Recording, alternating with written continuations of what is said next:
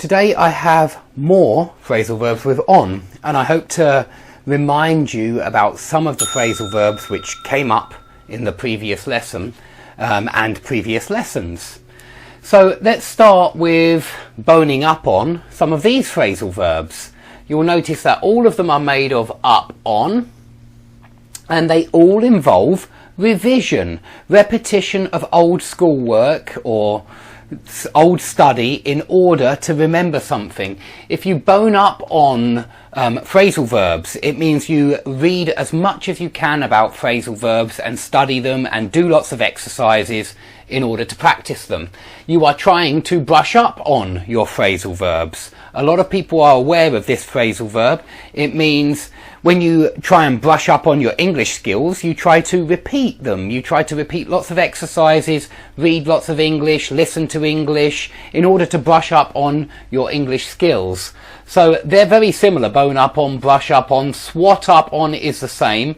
A swat is somebody who does all their homework. It's kind of quite negative, strangely enough, but someone who does all of their homework and does as much work for the teacher as is possible so that they know everything about the subject. So swat up on is the same as bone up on, and read up on is exactly the same as the other three. It just, the emphasis is on reading, and so it's when you read in order to familiarise yourself with an old topic. So all of them involve revision, basically. That's what they are. They all involve some kind of revision. Now, lessons can drag on. I think I mentioned this one in the last lesson, can't remember, so let's do it again anyway. Lessons can also wear on, which means that they go on too long because they're a little bit boring, maybe. Quite often it's because they're boring, and I think this is connected to plough on.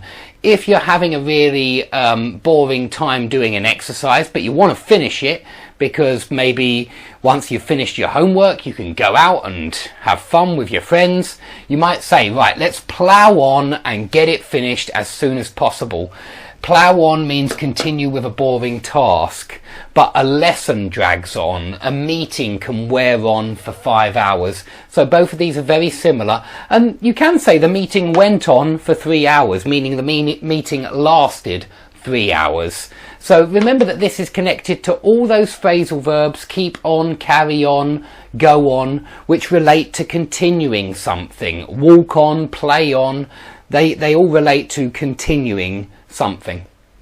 Okay, if somebody picks on you, then they are bullying you. So picking on someone means to bully someone. It's not a nice phrasal verb here.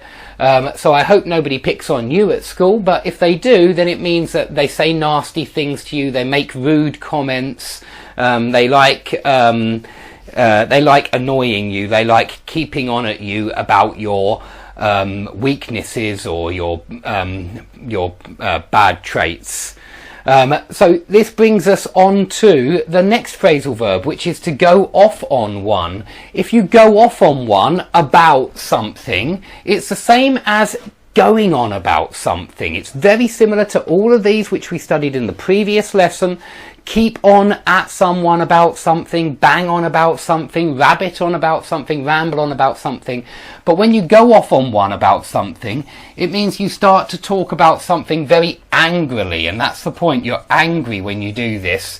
And yeah, you just start speaking very, very energetically, usually it's angrily, about something. It's when you start going on about something.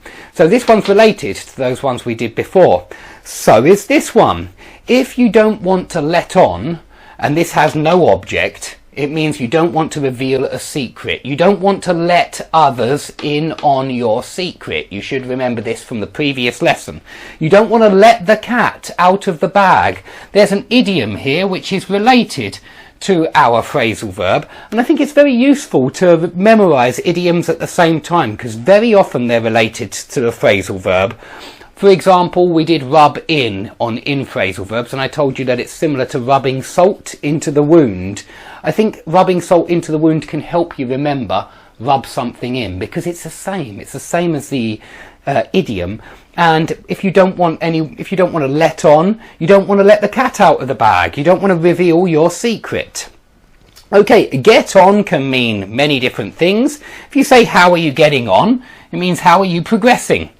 If you say, he's got a lot of wrinkles, he's getting on, it means he's getting older. I've got some grey hairs here, so I'm getting on nowadays. I'm no longer a young man.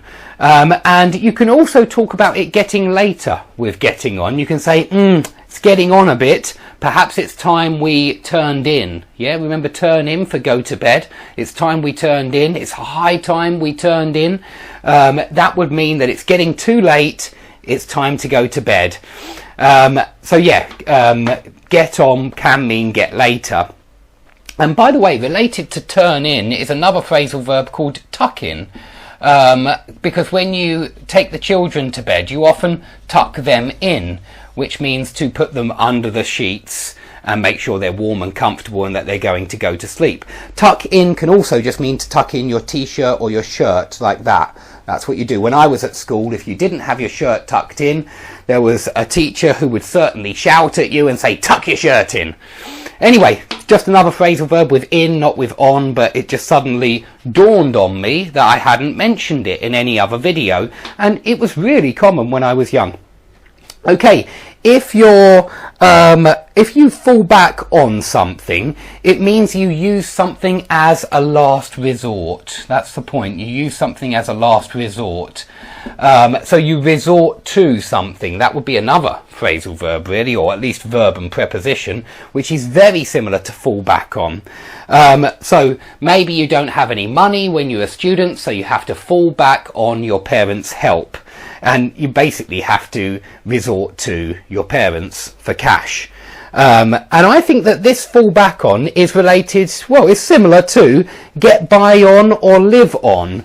This means to manage with or survive on. So if, as a student, I managed to get by on a lot of junk food when I was a student, which means I survived on a lot of junk food. I lived on a lot of junk food. Without the junk food, I wouldn't have been able to survive. So get by is kind of like just about manage to make ends meet, just about manage to survive if you'll get by.